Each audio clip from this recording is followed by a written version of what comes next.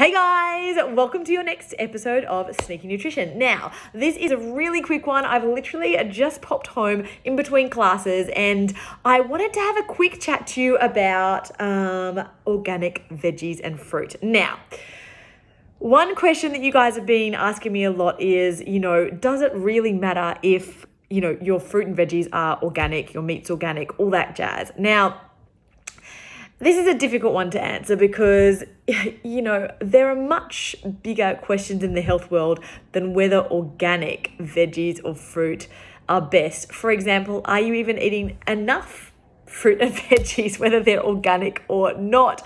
That's the first and most important question. But if we're tackling number two, let's talk about it because yes, there is a definite benefit to eating organic. There's a lot more nutrient density.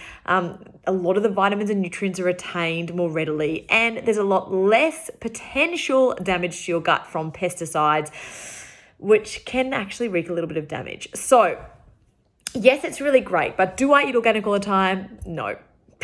I do when I can, but it's expensive. It's sometimes difficult to get.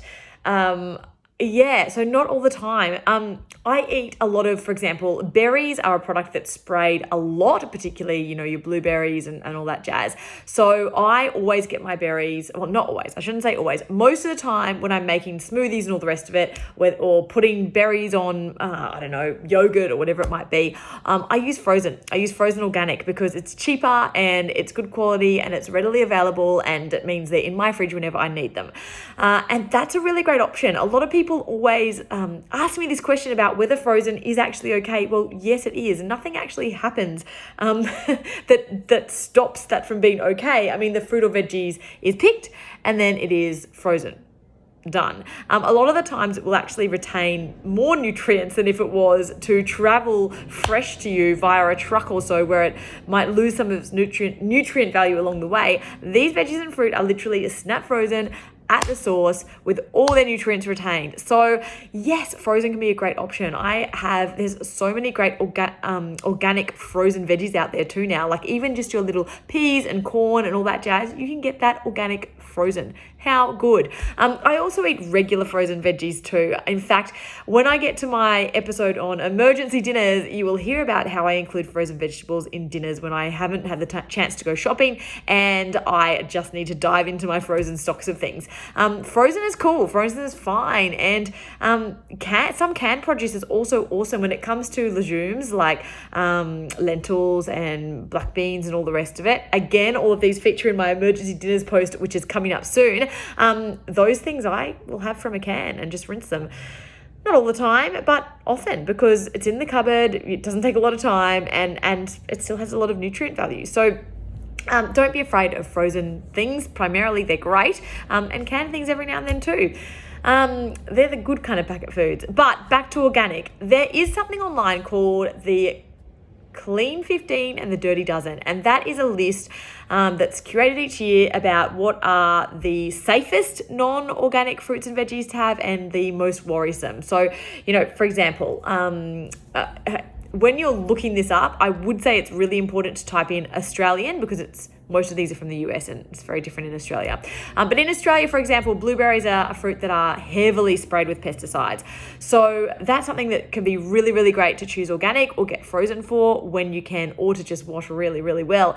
But, fruit that's organic does taste delicious too. So here is the cool tip that I picked up from my friend Maggie Godin.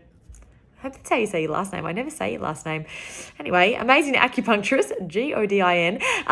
Mags told me that she gets her organic fruit and veggies delivered from a place called Lettuce Deliver, as in lettuce Deliver. And she said that delivery company, but also a lot of other organic fruit delivery companies and veggies, they have something called second quality fruits and veggies. So you can look on there and you can look for second quality, and it's literally all the organic produce that's usually expensive, but it might be too small, too big, misshapen, or have a little insect bite in it or whatever it might be. And therefore it's rated as second quality and they slash the prices. So I went and had a little look just to check up on how much of a price slash this is. And I was looking at things like organic apples. So the organic apples were $12 a kilo, the regular ones, but then the second quality ones were $5 a kilo, just because they're a different shape or a bit small or they've got an insect bite in them. That's pretty amazing. I also had a look at some blueberries. Regular organic blueberries were like $10 and the second quality ones were about $5. Amazing for 250 grams. And then I also looked at avocados. So regular organic avocados, remember, were $7 each. And the second quality ones were about $3.50. Bananas were $7 per kilo regular, and they were about, I think, $3.50.